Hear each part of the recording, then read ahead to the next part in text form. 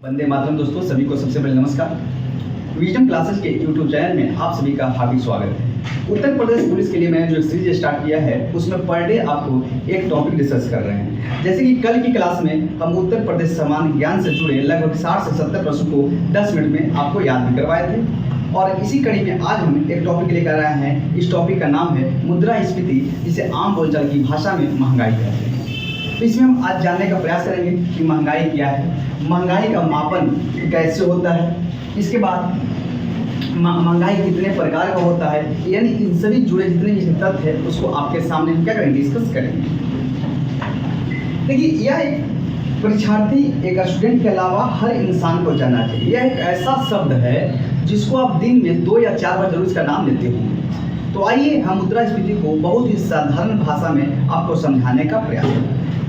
सबसे पहले एक एग्जाम्पल लेते हैं एक मार्कर का। यह मार्कर जो है, आज से 2 साल पहले इस मार्कर को आप 10 रुपया में खरीदते थे, ठीक है, और आज इस मार्कर को आप 15 रुपया में खरीद रहे हैं। तो इस मार्कर को आज जो है वो 15 रुपया में खरीद रहे हैं, यानी पहले से 5 रुपया एक्स्ट्रा पेमेंट आप कर रहे हैं, ठीक है। तो यह जो 5 रुपया जो एक्स्ट्रा हो गया, ये क्या होगा, महंगाई होगी, ठीक है। इसी प्रकार से हम समझने का प्रयास करते हैं। मान के चलिए कि कोई रिचार्ज प्लान, जैसे कि पहले जियो का रिचार्ज आप करवाते थे तो 239 रुपया में 28 दिन के लिए पर डे आपको 1.5 GB डेटा मिलता था। अब उसी प्लान को बढ़ाकर 299 कर दिया गया। तो जो पहले काम 239 रुपया में होता था, अब उसी काम के लिए 299 रुपया एक्स्ट्रा पेमेंट करना पड़ रहा है। तो 299 रुपया पेमेंट करना पड़ रहा है। तो जो आपका एक्स्ट्रा पेमेंट आपने किया, ये क्या है, महंगाई है। इसी प्रकार से मान के चलिए आप सफ़र कर रहे हैं और सफ़र कर लेते हैं और उसकी टेम्पो भाड़ा 10 रुपया था, और अब उसी जगह जाने के लिए आप 20 रुपया पे कर रहे हैं। तो क्या हो गया, 10 रुपया एक्स्ट्रा पेमेंट किया, तो क्या हो गया, महंगाई हो गई। तो कोई पूछे कि महंगाई क्या है, तो जब वस्तुएं और सेवाएं की कीमत में वृद्धि हो जाए, उसी को क्या कहते हैं, महंगाई कहते हैं। और महंगाई जो है एक ऐसा शब्द है, यानी क्या मैंने बोला कि जब वस्तुएं यानी गुड्स एंड सर्विसेज की जिसकी प्राइस क्या हो जाए, बढ़ जाए। जब प्राइस बढ़ जाए तो इसको क्या कहेंगे, मुद्रास्फीति अर्थात महंगाई कहते हैं। जैसे आप पहले 100 रुपया लेकर जाते थे और 100 रुपया में 5 kg आटा खरीद कर लाते थे, लेकिन अब ये 120 रुपया आप लेकर जा रहे हैं, ठीक है, और आज भी 5 kg आटा आप लेकर आ रहे हैं। यानी आटा की जो मात्रा है वो कितना है, 5 kg है, लेकिन इसके लिए पहले क्या था, 100 रुपया पेमेंट करना पड़ा था, और अब कितना पेमेंट करना पड़ रहा है, 120 रुपया। यानी जो 20 रुपया आपने एक्स्ट्रा पेमेंट किया, तो क्या हो गया, महंगाई हो गया। यानी आप कह सकते हैं कि जब वस्तुएं एवं सेवाएं की कीमत में बढ़ोतरी हो जाए और मुद्रा की क्रय क्षमता, यानी मुद्रा की जो क्रय क्षमता है वह कम हो जाए, तो क्या हो जाएगा, वह महंगाई कहलाता है। जैसे आजकल देखते होंगे कि मार्केट से 50 पैसा, 20 पैसा, 10 पैसा की जो मुद्रा पहले चला था वह सब बाजार से बाहर है। लेकिन जब यहाँ पे पीसेस की क्लास में पढ़ाते हैं तो वो बताते कि मुद्रा की क्रय क्षमता, यानी कोई मुद्रा अर्थव्यवस्था से बाहर कैसे जाती है। लेकिन यह क्लास आपके पुलिस के लिए है, तो उतना डिटेल नहीं जाएंगे। तो बस याद रखिएगा कि जब वस्तुएं और सेवाएं की कीमतें में बढ़ोतरी हो जाए तो उसी को हम महंगाई कहते हैं। और महंगाई का मापन, जैसे पूरे विश्व की अगर बात की जाए तो पूरे विश्व में महंगाई की जो मापन है वह 3 इंडेक्स का होता है। एक होता है, लेकिन पूरे विश्व को नहीं जानना है, हमको भारत की जानना है। तो भारत में मुद्रास्फीति के मापन के लिए एक इंडेक्स का प्रयोग किया जाता है, और इस इंडेक्स में आपको एक इंडेक्स होता है WPI और एक होता है CPI। अब आप इस बात को लेकर कंफ्यूज होंगे कि WPI और CPI क्या होता है। देखिए, अभी हम थोड़ा सा आपने चर्चा क्या किए थे कि पूरे विश्व में अगर देखा जाए 3 इंडेक्स होता है। एक होता है PPI, एक होता है WPI, एक होता है CPI। कोई सरकार, दुनिया की कोई भी सरकार हो, जब वह महंगाई को मापने के लिए या तो PPI का प्रयोग कर सकता है, या तो WPI का प्रयोग कर सकता है, या तो CPI का प्रयोग कर सकता है। या तो उसके ऊपर निर्भर करता है कि या तो पीपीआई का प्रयोग कर ले और या पीपीआई और डब्ल्यूपीआई का प्रयोग कर ले या डब्ल्यूपीआई और सीपीआई का प्रयोग कर ले, यह सरकार के ऊपर डिपेंड करता है। लेकिन यहाँ पे पूरे विश्व के हमको नहीं जानना है, हमें इस भारत के रेफरेंस में देखना है। तो भारत में मुद्रास्फीति यानी महंगाई के गणना के लिए 2 इंडेक्स का प्रयोग किया जाता है और इस इंडेक्स का नाम है डब्ल्यूपीआई और सीपीआई। डब्ल्यूपीआई का मतलब क्या होता है, इसको बोलते हैं होलसेल प्राइस इंडेक्स और इसको बोलते हैं कंज्यूमर प्राइस इंडेक्स। एग्जाम्पल, यहाँ पे आप सोच कंफ्यूज होंगे कि थोक, इसको बोलते हैं थोक मुद्रा सूचकांक और इसको बोलते हैं उपभोक्ता मूल्य सूचकांक। जैसे आपने बाजार से गए और बाजार से आपने 5 किलो आटा खरीदा, तो 5 किलो जो आटा आपने खरीदा तो क्या है, आप थोक में तो नहीं खरीदे हैं, 5 किलो खरीदा, इंडिविजुअल आपने खरीदा, तो इसको क्या बोलेंगे, उपभोक्ता मूल्य सूचकांक। क्योंकि आप उसको क्या ला रहे हैं, आप उसको अपने उपभोग के लिए खरीदे हैं ना। लेकिन कोई दुकानदार वो कहीं मार्केट से 50 किलो मान के चलिए वो बेचने के पर्पज से लिया, तो क्या होगा, थोक में लाया है। तो उसको अगर मान के चलिए कि कोई एक क्या है, मार्केट पूरा है और आपने एक वाई क्या है, एक शॉपकीपर है और आप क्या हैं, बी मान लीजिए, आप बी जो हैं आप क्या हैं, उपभोक्ता हैं। तो जो एक्स मार्केट से वाई जो शॉपकीपर जो है वह 50 क्विंटल गेहूं खरीदा, तो क्या है, थोक में खरीदा है। इसका पर्पस क्या है कि हम इसको आपको बेचेंगे। लेकिन आप इस शॉपकीपर से, वाई शॉपकीपर से जो आप जो है जाकर 10 किलो गेहूं खरीदे, तो आप क्या कहलाएं, उपभोक्ता। तो अगर आप यहाँ पे क्या होता है कि डब्ल्यूपीआई की बात कर ले तो डब्ल्यूपीआई में थोक स्तर में मापा जाता है और सीपीआई में क्या होता है, उपभोक्ता के स्तर पे मापा जाता है। अब इस बात को लेकर अब देखिए जहां से प्रश्न बने वहां पर हिंट कर रहे हैं। कोई पूछे कि अगर भारत में मुद्रास्फीति की गणना जो होती है वो कौन से इंडेक्स से, डब्ल्यूपीआई और सीपीआई से।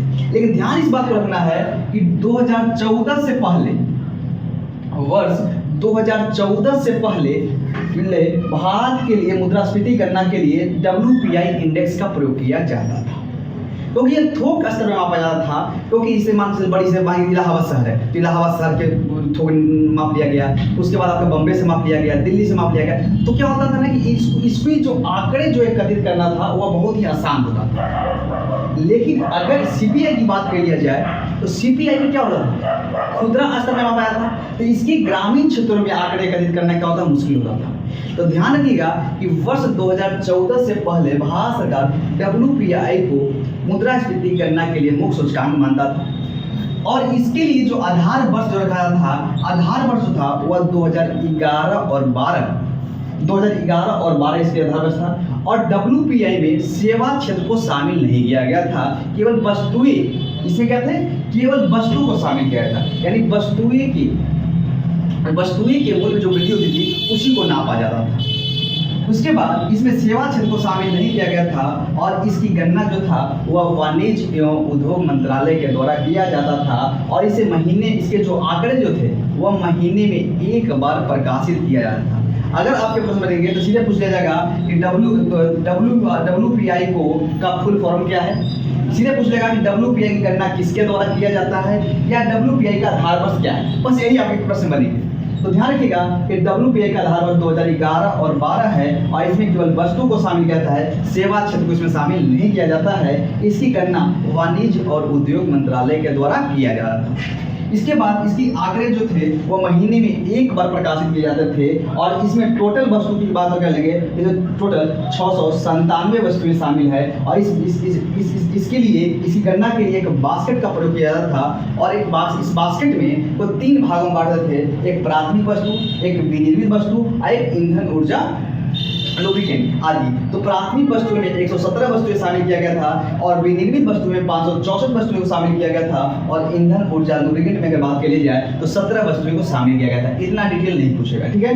तो ध्यान रखिएगा कि अगर सबसे पहले ध्यान रखिए कि आप अपनी लाइफ में केवल वस्तु खरीदते हैं, आपको कहीं जाना है, यहाँ से मान के चलिए आपको कोई भी स्थानीय कोचिंग जाना है, तो कोचिंग जाने के लिए आपने 10 रुपये पेमेंट किया तो इसकी गणना इसमें होती थी, पहला इसे कमी था।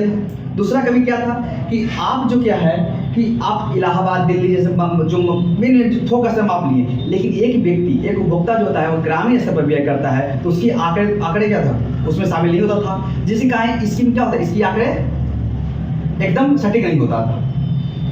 इसके बाद अगर हम बात कर लेंगे तो इसे महीने में एक बार जारी किया जाता था, और इसको थोक स्तर पर मापा जाता था। तो आप जानते होंगे कि आप कोई सामान को अगर थोक स्तर पर खरीदेंगे तो उसके मूल्यों में अलग होता है, लेकिन जब उपभोक्ता के स्तर पर खरीदेंगे तो उसके मूल्य में अंतर है। जैसे मान के चलिए कि आपने 50 किलो आटा खरीदेंगे तो हो सकता है कि आपको 20 रुपये केजी मिल जाए, लेकिन अगर यही 2 केजी आटा खरीद जाएंगे तो आपको 25 रुपये पर केजी के हिसाब से मिले।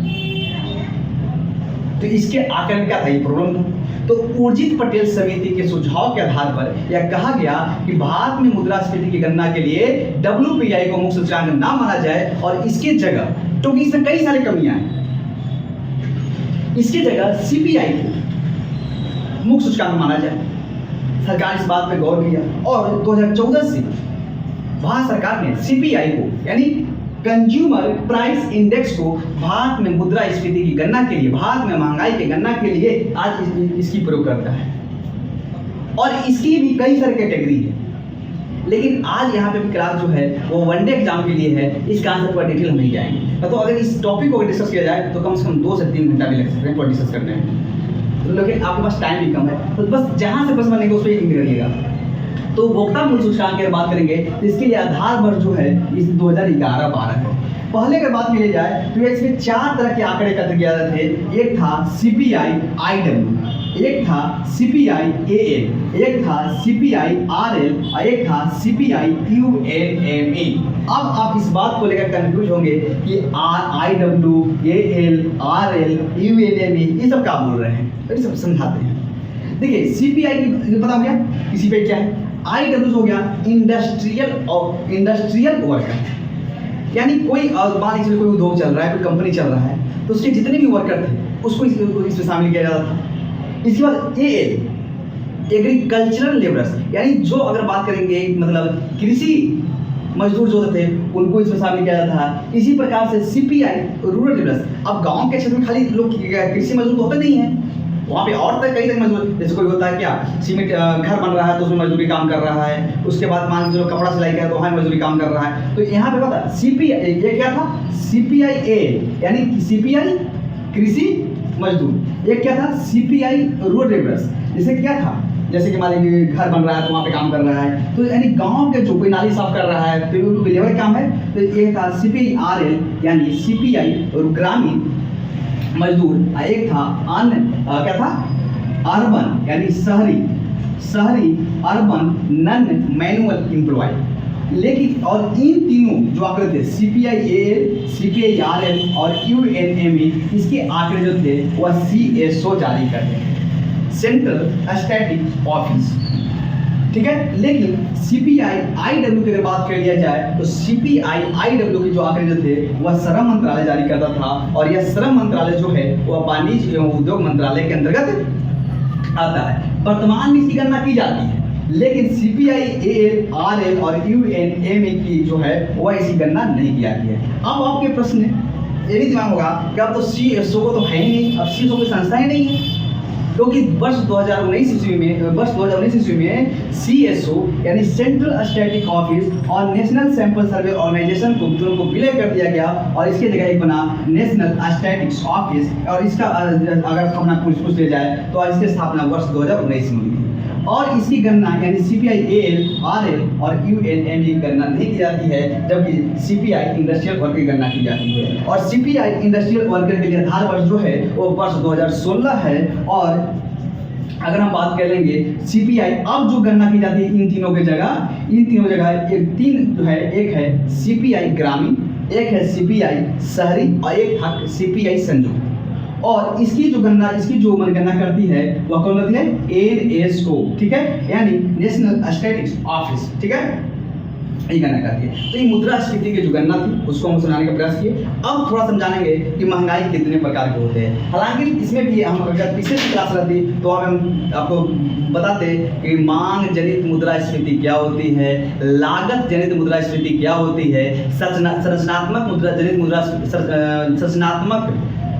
जनित मुद्रास्फीति क्या होती है, लेकिन यहाँ पे हमको डिटेल नहीं जाना है, बस जो आपके प्रश्न बनने की संभावना उसे डिस्कस करते हैं। सीधे याद रखिएगा कि मुद्रास्फीति जो है वह कई प्रकार के होते हैं, लेकिन जो होते हैं एक होते हैं, अगर मान के चलिए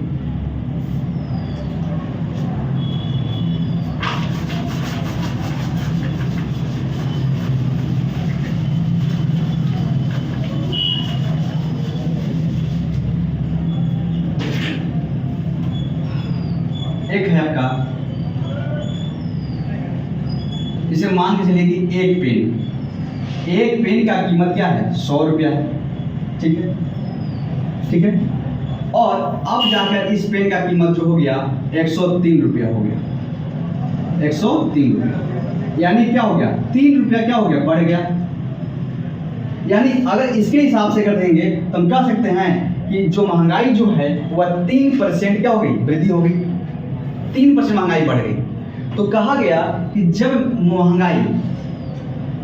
महंगाई जो है अगर 3% बढ़ जाए तो इसको हम बोलेंगे रेंगती हुई मुद्रास्फीति, यानी बढ़ रही है, यानी रेंग रही है, ठीक है। क्या बोलेंगे, जब मुद्रास्फीति का दर, जब महंगाई का दर अगर 3% के हिसाब से बढ़ रही है तो उसी को हम बोलते हैं रेंगती हुई मुद्रास्फीति या क्रीपिंग इन्फ्लेशन। जब महंगाई के दर 3 से लेके 10% के बीच में हो जाए इसको हम बोलते हैं चलती हुई मुद्रास्फीति, यानी चलती हुई, चल रहा है धीरे धीरे, ठीक है। क्या है, यानी अगर महंगाई का दर 3% के हिसाब से बढ़े तो हम क्या बोलेंगे, रेंगती हुई, यानी क्रीपिंग इन्फ्लेशन। इसी प्रकार से जब महंगाई की दर 3 से 10% के हिसाब से बढ़े तो हम क्या बोलेंगे, चलती हुई, यानी चलते कैसे हैं, एक नॉर्मल इंसान के चलते हैं, यानी आप टहल रहे हैं, ठीक है, इसको बोलते हैं वॉकिंग इन्फ्लेशन। इसी प्रकार से जब महंगाई की दर 10% से बढ़कर 30%, 10% से ज़्यादा और 30% से कम, कहीं कहीं किताब में आपको 20% भी यहाँ पे देखने को मिलेगा। तो जब मुद्रास्फीति की दर 10% से ज़्यादा और 30% से कम हो इसको हम बोलेंगे भागती हुई मुद्रास्फीति, यानी भाग रहा है, तो स्पीड बढ़ गया, ठीक है। इसी प्रकार से इसको क्या बोलेंगे, भागती के रनिंग बोलेंगे, इसको क्या बोलेंगे, रनिंग, इसको क्या बोलेंगे, वॉकिंग, और इसको क्या बोलेंगे, क्रीपिंग इन्फ्लेशन। अगर मुद्रास्फीति का दर 30% से ज्यादा हो जाए तो हम क्या बोलेंगे, इसको कूदती हुई मुद्रास्फीति, क्या बोलेंगे, कूदती हुई, इसको क्या बोलेंगे, जंपिंग इन्फ्लेशन। तो क्या याद रखिएगा कि इन्फ्लेशन कई प्रकार के होते हैं। एक तो होता है आपका मांग जनित मुद्रास्फीति, उसकी चर्चा बाद में करेंगे। एक होता है आपका लागत जनित मुद्रास्फीति, वो अलग चर्चा करेंगे। एक होता है आपके क्या नाम है, सृजनात्मक मुद्रास्फीति, जिसमें काला बाजारी, होल्डिंग ऐसे जो आता है, ठीक है ना, ब्लैक मार्केट से उसको बताएंगे उसमें, ठीक है।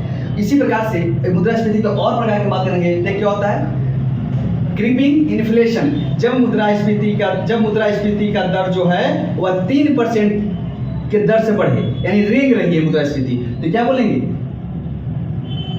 Creeping inflation.